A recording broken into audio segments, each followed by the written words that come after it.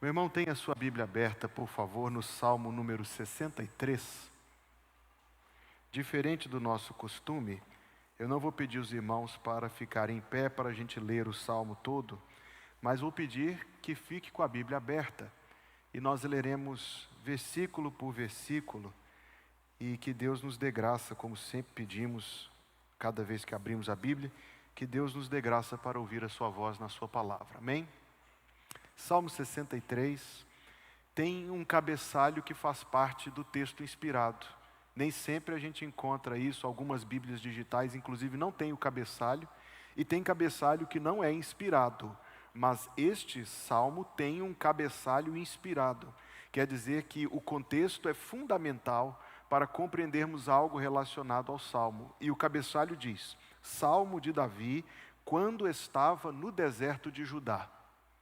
Você que é um leitor de 1º e 2º Samuel, sabe que Davi esteve 2 vezes no deserto de Judá. Ele esteve uma vez no deserto de Judá durante um período, alguns estimam 1 ano e meio, quase 2 anos, em que ele ficou se escondendo de caverna em caverna, porque ele era o procurado número 1 do rei Saul. Houve um segundo momento, porém, anos depois, quando por causa da sedição, da rebelião de Absalão, Davi preferiu poupar a vida dos que lhe eram leais, e em vez de fazer uma resistência que custaria a vida dos seus amigos, dos seus familiares, ele preferiu deixar a cidade. E então ele ficou durante alguns dias, uma maneira maravilhosa como Deus agiu ali, ele ficou durante alguns dias no deserto de Judá. Então, qual das 2 vezes foi a vez em que o Salmo foi escrito? Nós temos uma dica no Salmo. E a dica está no versículo 11, quando ele se refere a si mesmo como o rei. Ele não era rei na primeira vez que esteve no deserto de Judá, mas sim na segunda. Na segunda vez ele já tinha sido coroado, e foi nessa segunda amarga experiência, quando ele foi traído pelo seu próprio filho, quando ele foi abandonado pelos seus conselheiros, quando ele foi publicamente humilhado, foi nessa ocasião, não na primeira, mas na segunda, que nasceu este salmo no qual nós vamos hoje pensar. E eu quero enfatizar isso, meus irmãos. É muito importante para que a gente pegue o sentimento do salmo, a gente tentar se identificar com Davi nessa experiência tão terrível. Eu tenho 2 amigos com quem eu estava conversando esses dias. Um tem 70 anos e o outro tem 82. E os 2 usaram uma expressão muito interessante, não se conhecem, não sabem que eu estava tendo a mesma conversa com um e com o outro, e os 2 disseram que o conselho que me davam é que eu devia aproveitar bastante esse momento da vida que eu estou vivendo, com as filhas pequenas. O conselho que eles estavam me dando: esses são os melhores dias da sua vida, porque os dias, a expressão foi, quanto mais a gente avança, mais difíceis ficam os nossos desafios. Mais pesadas ficam as nossas provações. Este senhor de 82 anos, que fez essa semana a cirurgia para trocar a cirurgia no joelho, está passando por toda a dificuldade dessa situação, disse que ele tem a impressão de que quanto mais longe ele vai, mais difíceis são as experiências que ele tem de viver. Então isso traz alguma reflexão para nós. Davi estava vivendo os dias mais difíceis da vida dele, pelo menos até então. Você se lembra dos dias mais difíceis da sua vida até hoje? Daquelas experiências profundamente perturbadoras. E ele estava, irmão, humanamente abalado. Abalado.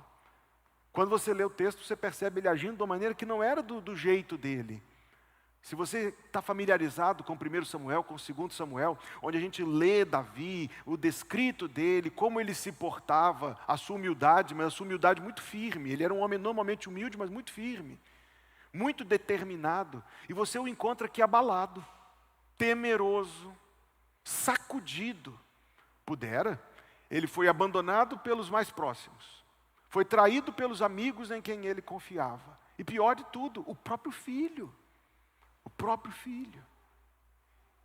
Então, Um salmo, irmão, é meio parecido com uma grande peça de música. Sabe uma grande peça de música que ela é escrita com uma inteligência para poder te fazer reagir emocionalmente à medida que ela vai evoluindo e ela consegue te emocionar e te envolver? Um salmo é algo parecido com isso. Ele tem um crescendo, ele tem um sentimento, ele tem um peso. Este salmo tem um peso inicial que vai desembocar num encontro muito grande com Deus.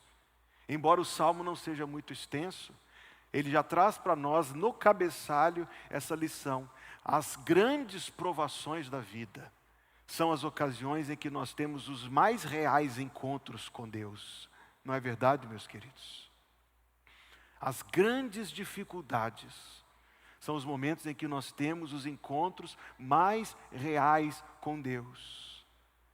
No palácio, Batseba. No deserto, Deus. Ele começa o salmo assim: ó Deus, Tu és o meu Deus. De madrugada te buscarei. A minha alma tem sede de Ti. A minha carne te deseja muito em uma terra seca e cansada, onde não há água. Prontamente eu posso te dizer o seguinte: este é o versículo mais importante do Salmo. Esse é o versículo que dá o tom, que marca o tema, o ensino do Salmo. Vamos analisar. Primeiro, ó Deus, Tu és o meu Deus. Se você está usando a Almeida Revista Atualizada ou as suas familiares, ela diz: ó Deus, Tu és o meu Deus forte. Essa diferença no texto vem porque os revisores da Almeida Revista Atualizada tentaram dar uma ênfase no nome de Deus que Davi escolheu. Nós sabemos que Deus tem diversos nomes na Bíblia. Ele pode ser chamado de Yahvé ou Jeová, que é o nome que aponta para a sua eternidade. Ele pode ser chamado de El Shaddai, Deus Todo-Poderoso. Ele pode ser chamado de El Elyon, El Shaddai é Deus Altíssimo. El Elyon, Deus Todo-Poderoso. El Rafa, o Deus que te cura, são os nomes bíblicos de Deus.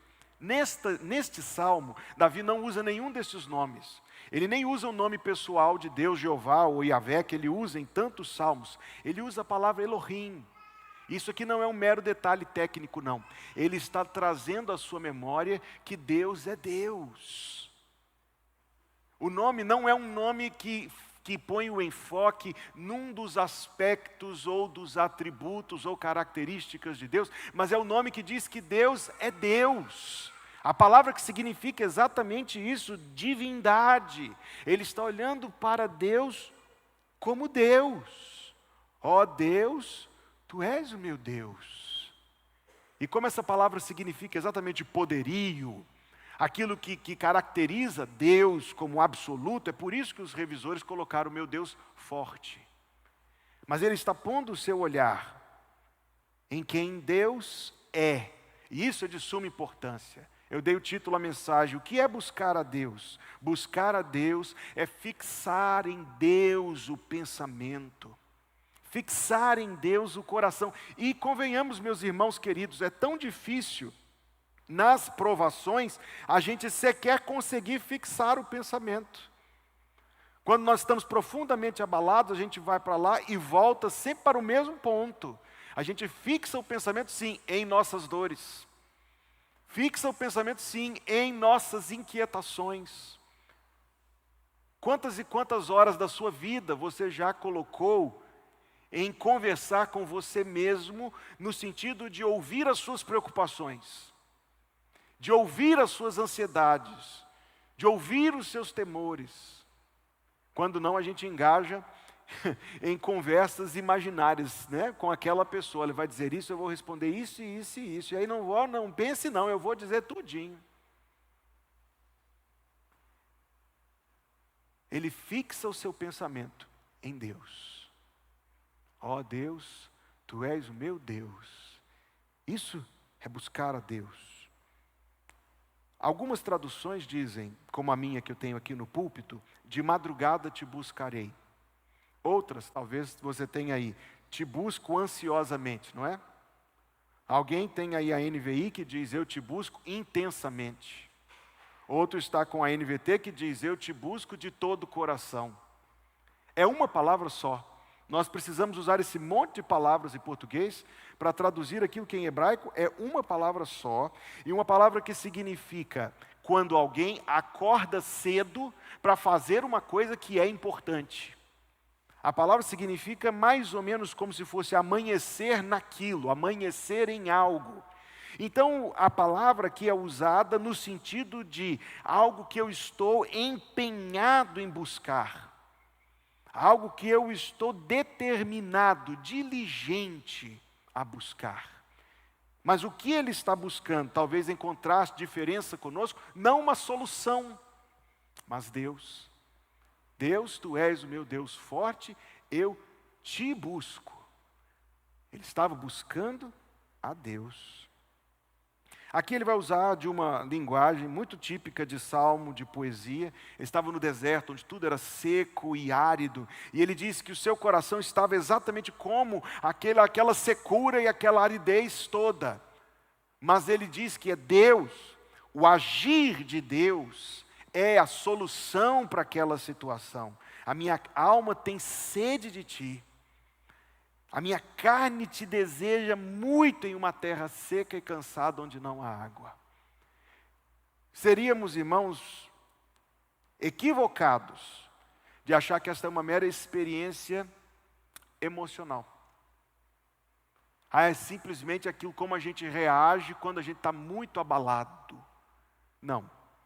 Talvez as nossas emoções tenham algum papel nisso, porque Deus não nos criou sem emoções, Deus nos criou dotados delas. Mas seguramente as nossas emoções têm algo a ver no sentido de como Deus está quebrantando o coração. Essa história terrível de como foi a traição de Absalão, ela é longa, muito longa, ocupa alguns capítulos de 1 Samuel, 1 Samuel 20 e poucos. Começou lá atrás, naquele próprio pecado com Batseba, e foi anunciado a ele por meio do profeta Samuel que Deus iria suscitar de dentro da casa dele o conflito.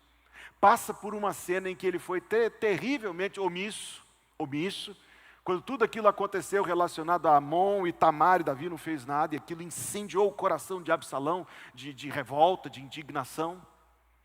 Passou ainda por outras cenas em que ele foi omisso e não agiu, mas agora Deus foi tão bom que o trouxe ao momento do quebrantamento de coração. Não é assim conosco também?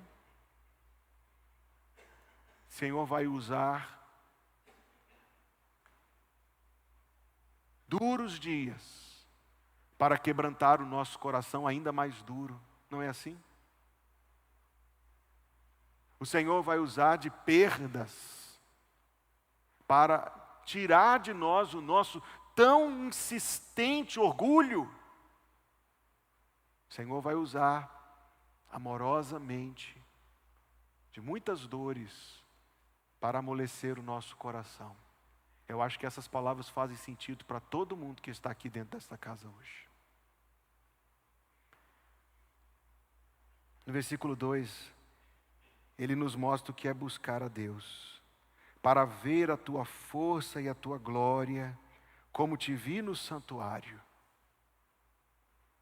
Ele está se lembrando de momentos em que ele esteve presente no culto. E o culto que Davi tinha para oferecer a Deus era incomparavelmente inferior a este culto aqui que nós estamos oferecendo ao Senhor. Infinitamente externo, e quero dizer com isso, ritualístico. Não havia esta bênção que você experimenta no íntimo do seu coração. Se havia, era em proporção muito menor, de poder ter comunhão com Deus, de poder ter dentro do seu coração a habitação permanente do Espírito Santo. Davi viveu no tempo da habitação temporária do Espírito Santo. Davi via o Evangelho figurado por meio de sacrifícios, e de fato em alguns dos seus grandes salmos ele profetizou a vinda de Cristo, mas não mais do que isso. Quando você tem diante de você diante dos seus olhos toda a beleza e toda a glória do Salvador, e tudo que Jesus Cristo é de tão maravilhoso. Então, eu ouço dizer que alguns crentes consideram o culto de quarta-feira um culto inferior ao culto dominical. E ouço dizer que alguns consideram o culto de domingo de manhã inferior ao culto de domingo à noite. Cá entre nós não é muito bem assim, porque o domingo de manhã costuma ter mais pessoas do que o culto domingo à noite. E se nós olhássemos para cada culto como um privilégio inigualável de contemplar a força e a glória de Deus. E o que é a contemplação da força e da glória de Deus? É vida para os seus ossos, é vida para o seu espírito. A contemplação da força e da glória de Deus é vigor para a sua alma. Porque nós somos aí abatidos toda hora, atingidos com preocupações, com pesos, e pensamos talvez que os nossos problemas sejam fortes, mas forte é Deus para ver a tua força. E talvez ficamos perdidos, emaranhados na contemplação dos labirintos das coisas deste mundo. Então Deus usa da maravilha que é o culto cristão para contemplarmos a sua glória. O nosso Deus é tão maior do que estas coisas. O nosso Deus é tão maior do que essas coisas. Podemos estar confusos aqui, mas Ele permanece o eterno Deus de toda a sabedoria. Estamos nos sentindo perdidos. Ele permanece o glorioso Deus de toda bondade, amor e sabedoria. E mais, no versículo 3, porque a tua benignidade ou a tua graça, diferentes traduções, é melhor do que a vida, os meus lábios te louvarão. Ele estava se lembrando, afirmo, ele estava se lembrando de momentos em que Deus foi muito bom com ele. Estamos falando de Davi aqui, de alguém que tinha passado por muitos e muitos momentos em que Deus foi muito bom com ele, mesmo ele sem o merecer. Ele se lembrando de como Deus o escolheu e mandou o profeta Samuel, só tinha um profeta Samuel no mundo inteiro, e mandou o profeta Samuel na casa do pai dele, e passaram todos aqueles outros filhos, e não, você, o menorzinho, você foi o esquecido, foi você que Deus escolheu, e só isso já seria muita coisa. Mas anos depois Deus vem por meio do mesmo profeta Samuel, já no final dos seus dias, corrija-me, profeta Natan, falar que Deus tinha escolhido Davi para por meio dele mandar o seu filho ao mundo. Davi tinha passado por tantos livramentos, irmãos, tantos livramentos. Quantas vezes Saul esteve prestes, é porque essa cena é tão viva. Saul, um homem forte, alto, um guerreiro experiente, pegou a sua lança, que era a sua arma preferida, e estava pronto para golpear e atravessar Davi contra a parede. E isso aconteceu 2 vezes. E nas 2 vezes Deus livrou o jovem Davi. Como ele poderia escapar de um guerreiro tão habilidoso e treinado quanto Saul? Só pela graça divina, só pela misericórdia de Deus. Os exemplos, eu estou dizendo os exemplos das lembranças da bênção de Deus.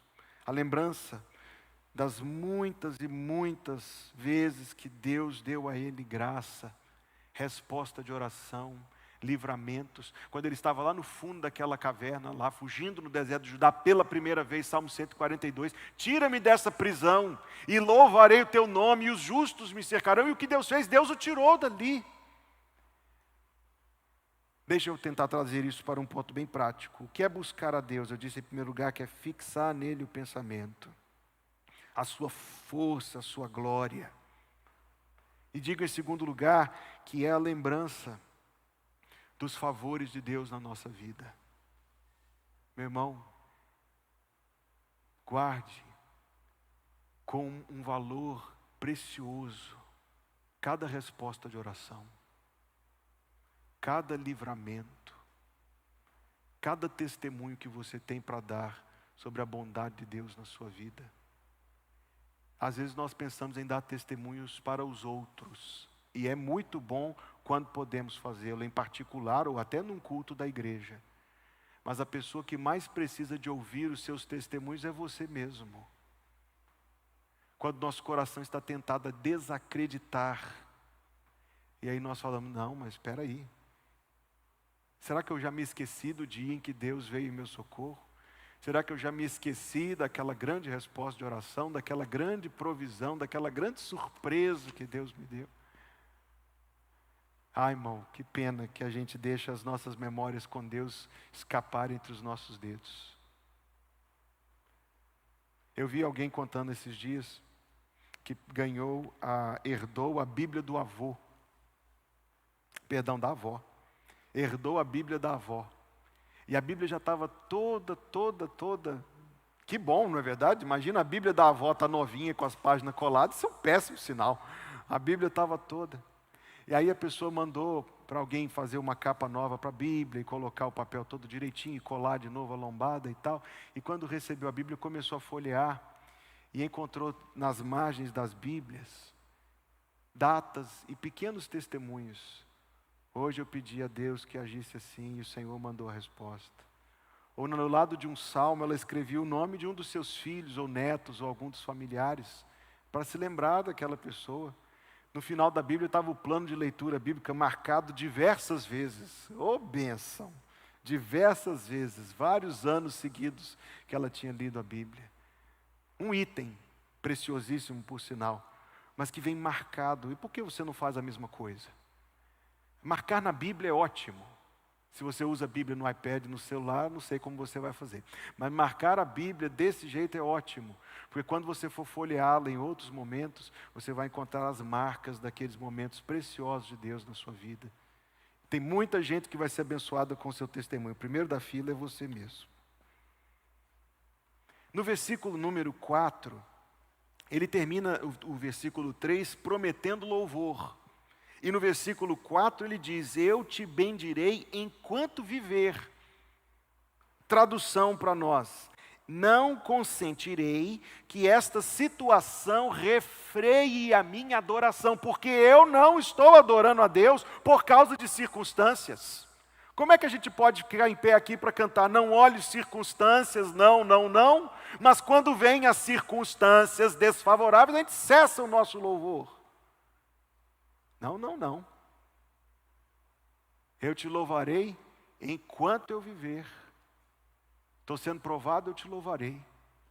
Estou me sentindo confuso, eu te louvarei. Estou em dores, eu te louvarei. Estou em luta, eu te louvarei.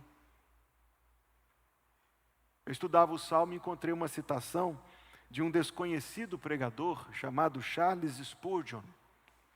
A primeira vez que eu cito aqui hoje. Até os publicanos e os pecadores têm uma palavra boa para aqueles cujas mãos estejam enriquecendo-os de dádivas. O verdadeiro crente é aquele que bendiz ao Senhor, e eu confesso que eu estranhei um pouco a próxima expressão, mas eu vou ler como está. O verdadeiro crente é aquele que bendiz ao Senhor, mesmo quando este lhe toma as bênçãos ou lhe esconde a face. Não que Deus tenha prazer nisso. Não que a gente deva ter um retrato errado de Deus como se fosse um ser mesquinho e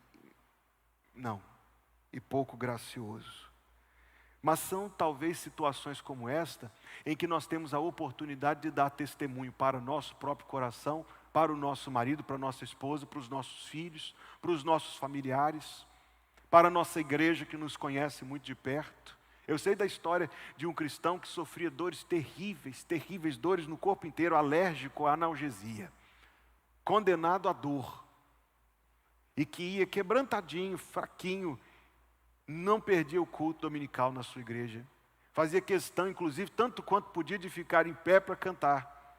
As pessoas viam aquilo com uma profunda impressão. Tem algo a ver com isso aqui. Eu te louvarei enquanto viver. Será que a gente conhece essa determinação, meus irmãos?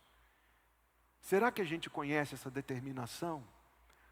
Ou será que a gente consente que reveses silenciem de nossos lábios o louvor que Deus merece receber de nós?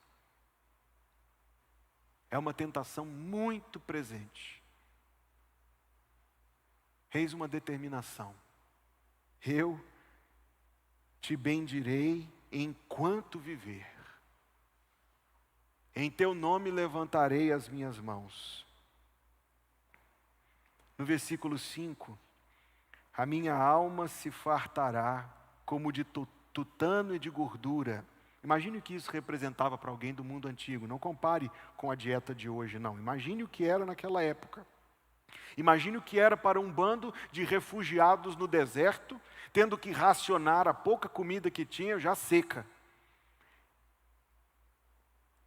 E a minha boca te louvará com alegres louvores, quando eu me lembrar de ti na minha cama e meditar em ti nas vigílias da noite, porque tu tens sido o meu auxílio, então à sombra das tuas asas me regozijarei.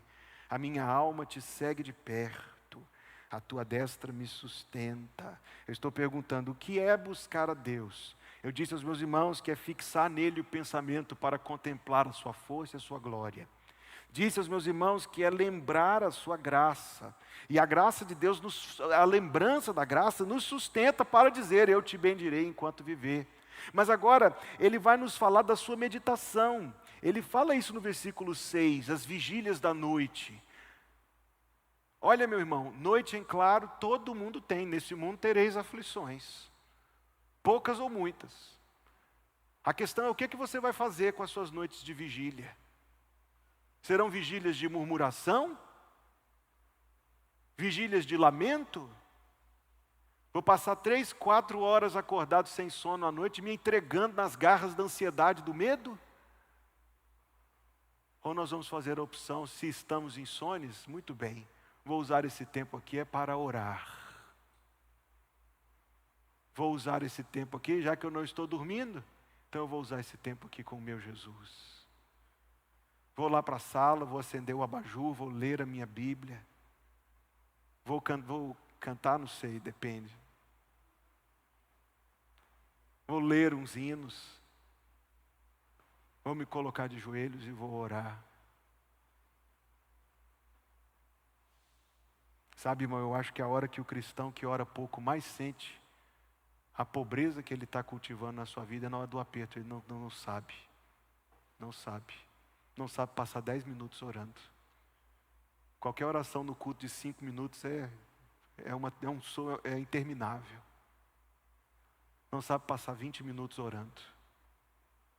Aí quando você está passando por uma crise, e você precisa muito de passar 40 minutos aos pés de Jesus Cristo para poder encontrar paz, você não sabe nem o caminho. É porque a gente se treina nos dias calmos. A gente se treina nos dias calmos para a gente saber chegar a Deus nas crises da vida.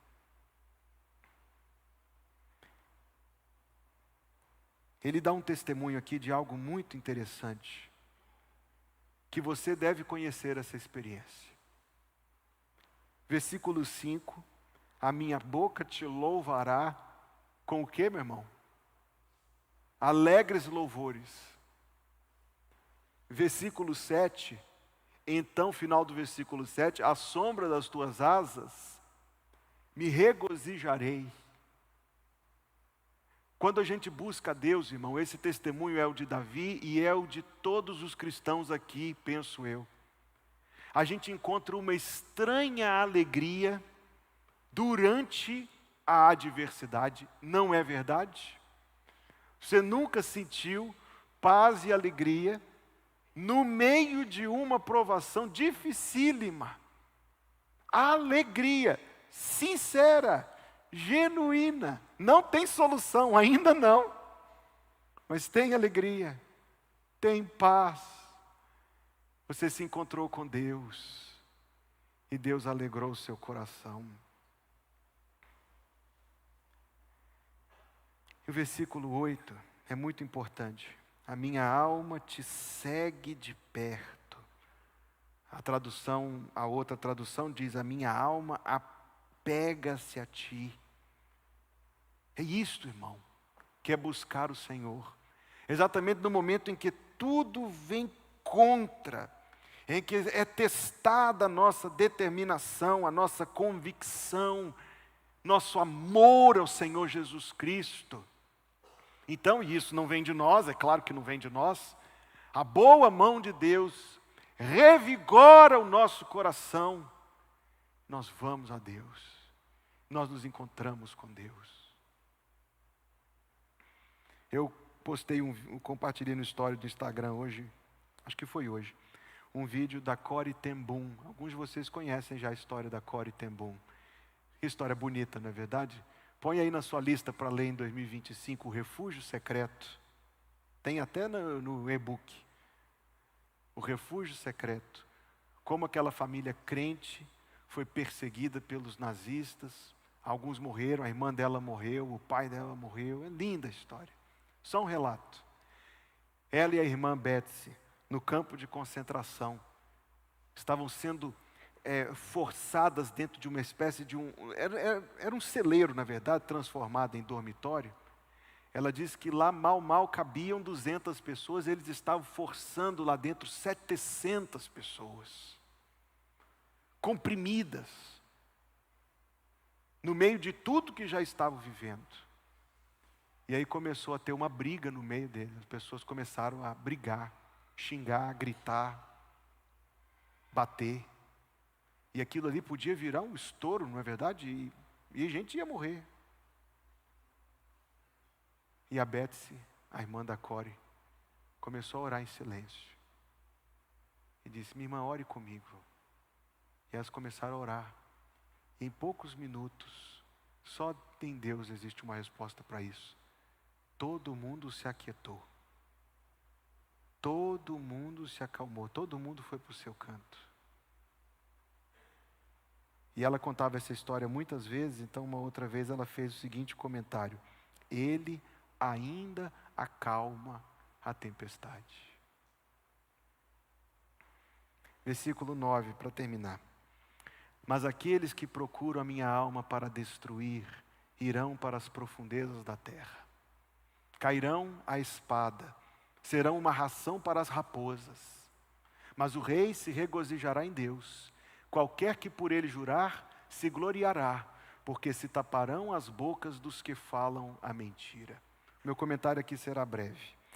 Naquela crise, irmão, quando seu filho se levantou contra ele, Davi não recebeu nenhuma profecia de que Deus iria solucionar a situação.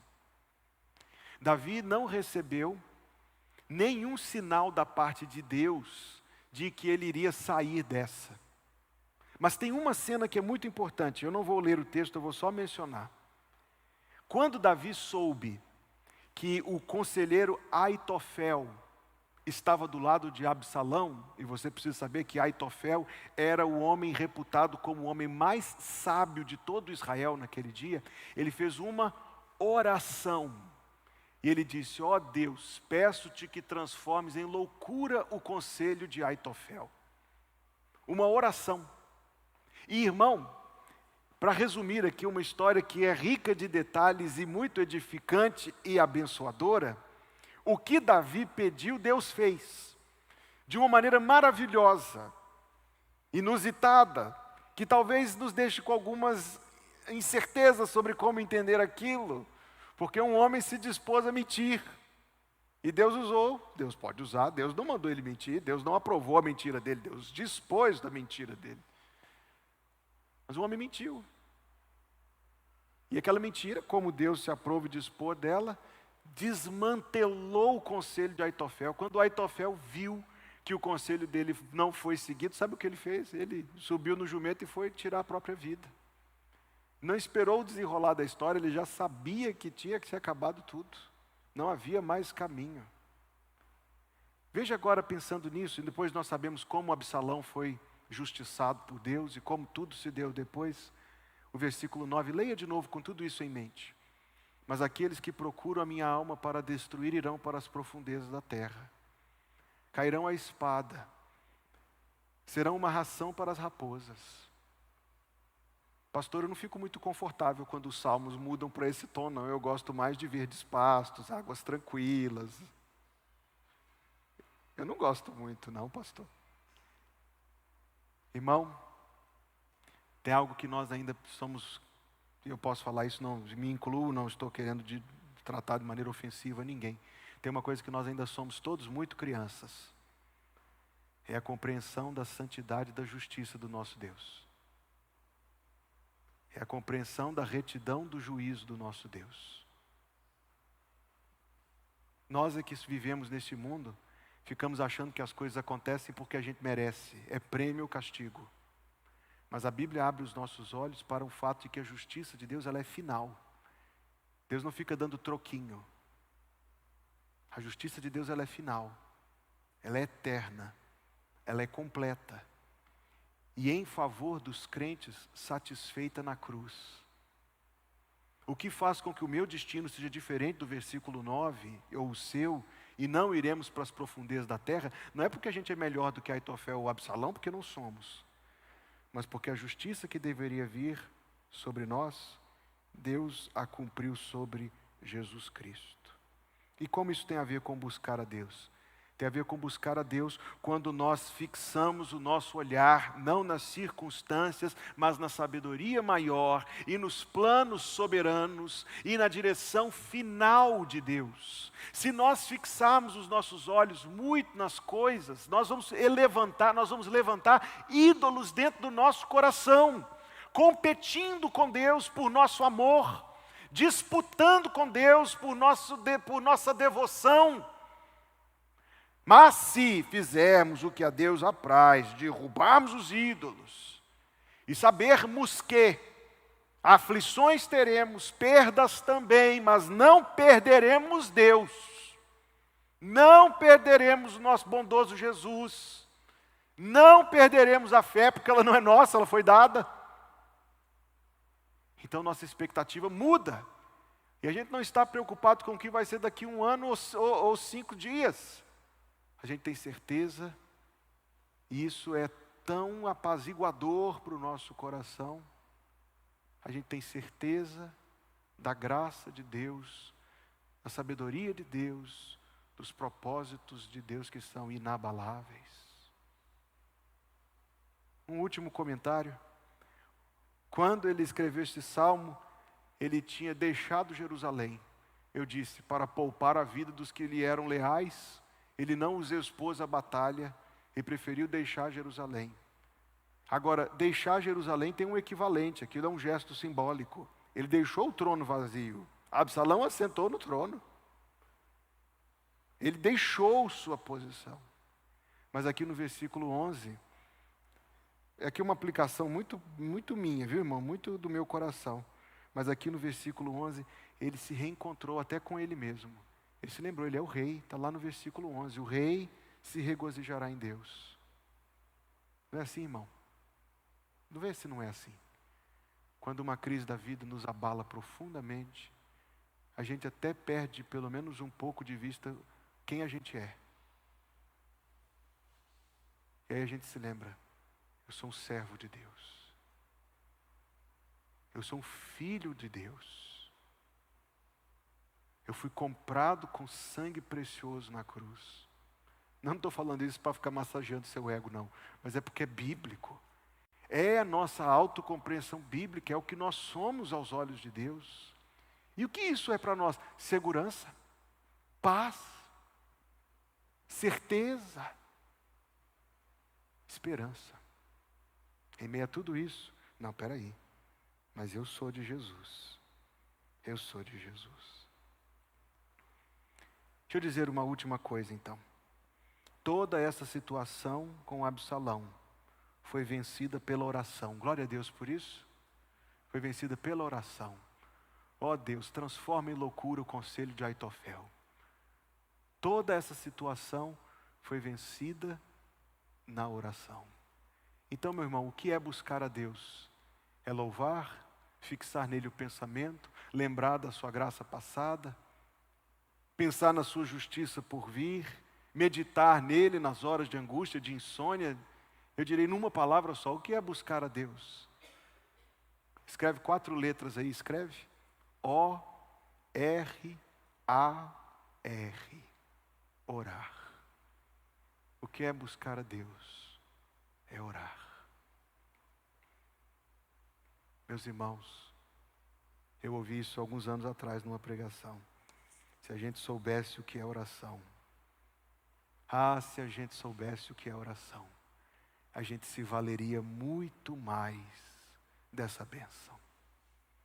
A gente usaria muito mais deste privilégio. Se a gente soubesse o que é oração. Se a gente soubesse o que é oração. Não sei se você conhece esse versinho para terminar. Bem de manhã, embora o céu sereno pareça um dia calmo anunciar, vigia e ora o coração pequeno, um temporal pode abrigar. Bem de manhã e sem cessar, vigiar, sim, e orar. Ao meio-dia, e quando os sons da terra abafam mais de Deus a voz de amor, recorre à oração, evita a guerra e goza paz com o Senhor. Do dia ao fim, após os teus lidares, relembra as bênçãos do celeste amor e conta a Deus prazeres e pesares, deixando em suas mãos a dor. E sem cessar, vigia a cada instante, que o inimigo ataca sem parar. Só com Jesus em comunhão constante é que o fiel vai triunfar. Bem de manhã e sem cessar, vigiar, sim, e orar. Deus bendito, Deus de amor. Pensar, Deus, que foi pela oração que Davi saiu dessa crise profunda. Pensar nisso, Deus, faz-nos desejar pedir-te, ensina-nos a orar. Como os discípulos pediram ao Senhor Jesus, nós também pedimos, ensina-nos a orar, Deus. Ensina-nos, Senhor Deus, a como nós devemos nos desembaraçar das coisas para reservar tempo para estar com o Senhor. Ensina-nos, Deus, como nós devemos te louvar. Como nós devemos trazer a Ti os nossos pesares, os nossos pecados, as nossas dúvidas, as nossas queixas. Ensina-nos, Deus, como nós devemos amar o nosso próximo a ponto de orar por ele ao Senhor. Ensina-nos, Deus. Como, Senhor, tantos dos Teus servos têm sido abençoados com uma vida de oração tão maravilhosa. Que igualmente o Senhor queira nos ajudar, Deus, a alcançar essa bênção e cultivar essa bênção. A bênção, ó Deus, de usufruir de comunhão contigo, Deus maravilhoso. Ó Pai, obrigado por este salmo, obrigado por este culto e que a bênção do Senhor seja sobre nós. Que a graça de nosso Senhor Jesus Cristo, o amor de Deus, nosso Pai Celestial, e a comunhão do Espírito Santo, seja conosco, todos os dias, até ao dia em que Jesus virá nos buscar. Que assim seja em nome de Jesus. Amém.